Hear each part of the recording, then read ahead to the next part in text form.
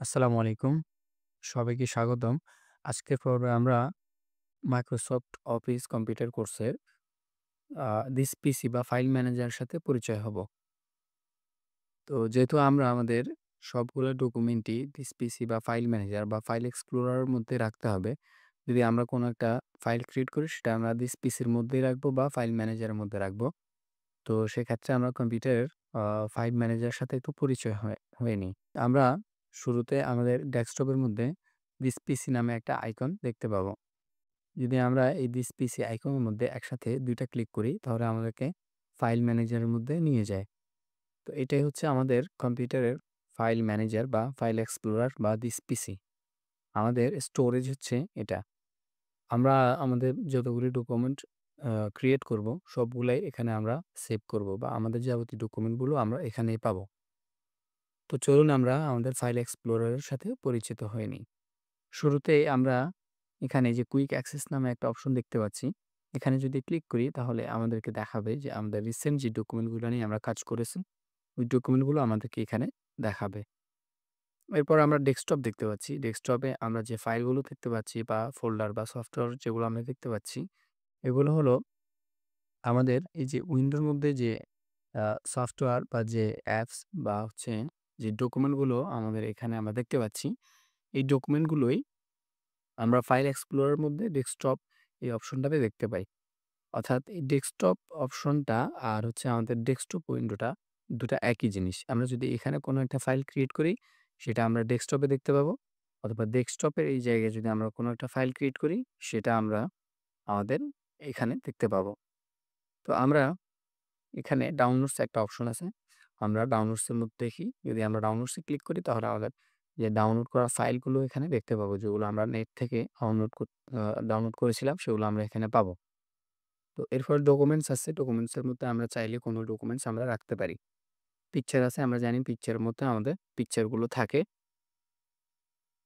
তো আমরা যদি একটু এদিকে দেখি যে আ পিকচার, এই যে পিকচার, তারপরে মিউজিক আছে। আপনি চাইলে আপনার মিউজিক গুলা এখানে রাখতে পারেন। এরপর ভিডিও আছে, ভিডিও ফাইলগুলো আপনি এখানে রাখতে পারেন। এরপর লোকাল ডিস্ক সি আছে। তো আমরা আমাদের মূল স্টোরেজটা হচ্ছে লোকাল ডিস্ক সি। ঠিক আছে? আপনি যদি এই লোকাল ডিস্ক সি এর মধ্যে আপনার ফাইলগুলো রাখতে পারেন অথবা আপনি যেখানেই রাখেন আপনার এই লোকাল ডিস্ক সির অধীনেই এই সমস্ত স্টোরেজগুলা লোকাল ডিস্ক সির অধীনেই। আপনি যেখানেই রাখেন সেটা লোকাল ডিস্ক সির মধ্যেই থাকবে। তো আমরা যদি আমাদের এখানে আ লোকাল ডিস্ক সি এর আ যে কতটুকু স্টোরেজ বা ক্যাপাসিটি আছে সেগুলো যদি দেখতে চাই এখানে লোকাল ডিস্ক সি তে মাউসের রাইট বাটন ক্লিক করব। এরপর এখানে প্রপার্টিজ আছে। প্রপার্টিজ এ যদি ক্লিক করি তাহলে আমাদেরকে দেখাবে যে আমাদের এখানে কতটুকু স্টোরেজ আমাদের এই লোকাল ডিস্ক সি এর মধ্যে রয়েছে।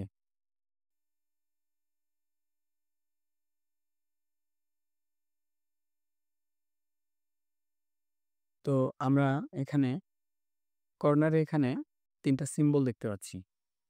এই সিম্বলগুলোর সাথে আমরা একটু পরিচিত হয়ে নিই। এখানে যে কর্নারে একটা ক্রস সাইন আছে এটা হচ্ছে ক্লোজ সাইন।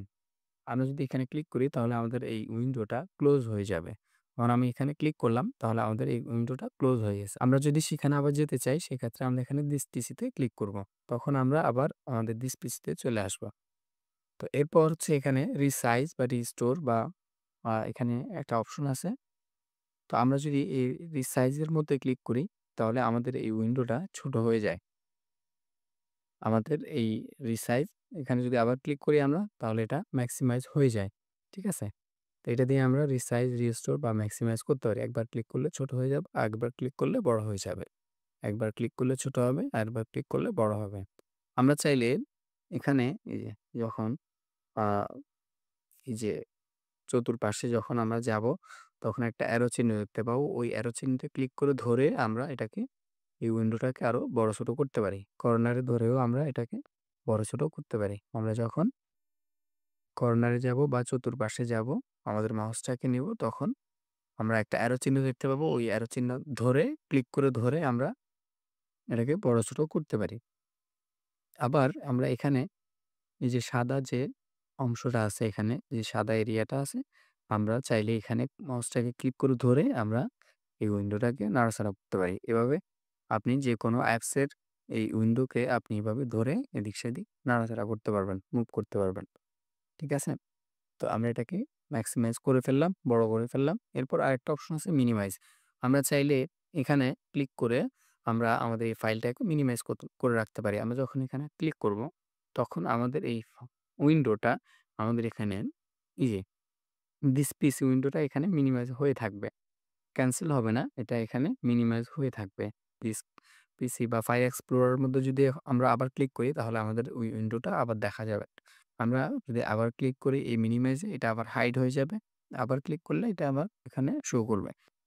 ধরুন আপনি এখন আপনার মোবাইলের মধ্যে গ্যালারির মধ্যে আছেন। তো আপনি গ্যালারি থেকে হোম বাটন প্রেস করে বের হয়ে গেছেন। আবার ফেসবুকে ঢুকলেন। ফেসবুক থেকে হোম বাটন প্রেস করে বের হয়ে গেছেন। আবার ইউটিউবে ঢুকলেন। তো সেক্ষেত্রে আপনার সবগুলো উইন্ডোই রানিং থাকবে। কোনটাই ক্লোজ হবে না। একসাথে আপনি অনেকগুলো উইন্ডো রাখতে পারেন। এখানেও সেম আমরা চাইলে এটা মিনিমাইজ করে রাখতে পারি। আবার অন্য একটা অ্যাপস আমরা যেতে পারি। এখন আবার ক্রোম মিনিমাইজ করে ক্রোমের মধ্যে রেখে দিলাম। আমি আবার অন্য একটা আ হোয়াটসঅ্যাপের মধ্যে গেলাম। হোয়াটসঅ্যাপকে আবার মিনিমাইজ করে আমি রেখে দিলাম।